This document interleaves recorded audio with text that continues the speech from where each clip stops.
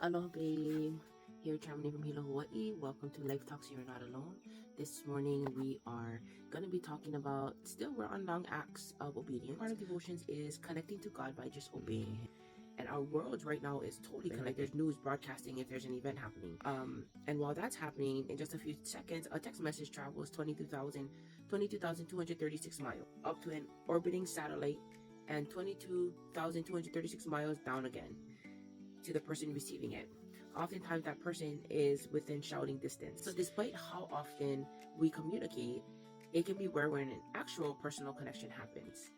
Adam and Eve walked with God and were connected with Him in an intimate way until they disobeyed and lessened their connection with the Creator. So God didn't walk away. Adam and Eve did by their disobedience. The good news is that God, 22,236 miles away, is standing near us, but disobedience for that connection. What do you need to surrender to God today? That Him in arm's length. In Deuteronomy 11:30 says, "This command I am giving you today is not difficult for you, and it is not beyond your. It is not kept in heaven, so distant you must ask. Go up to heaven and bring it down, so we can hear it and obey. It is not kept beyond the sea, so far that you must cross the sea to bring it to us, so we can hear it and obey. No, the message is very close at hand. It is your lips and in your heart, so that you can obey it."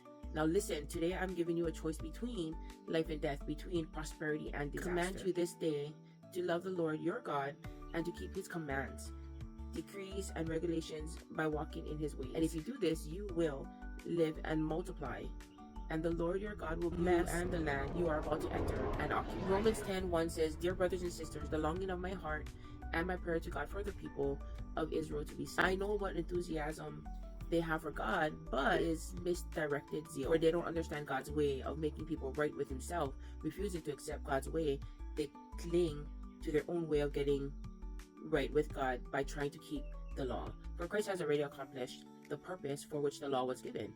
As a result, all who believed in Him are made right with God." Moses writes that the law's ways of making a person right with God requires obedience to all of its commands. But faith's way of getting right with God says, don't say in your heart, "Who will go up to heaven to bring Christ down to earth?" Don't say, "Who will go down to the place of the dead to bring Christ back to life again?" In fact, it is very close in hand, with your lips and in your heart. That message is the very message of faith that we preach. If you openly declare that Jesus is Lord and believe in your heart that God had raised Him from the dead, you will be saved. For it is by believing in your heart that you are made right with God, and it is by openly declaring your faith that you are saved. As the scriptures tell us, anyone who trusts in Him will never be disgraced. Jew and Gentile are the same in respect. They have the same Lord, who gives generously to all who call Him. For everyone who calls on the name of the Lord will be saved. Psalms 34 says, "The Lord is close to the brokenhearted. He rescues those whose spirits are crushed." Alright, babe, that was a long one. But thank you guys for joining me this morning.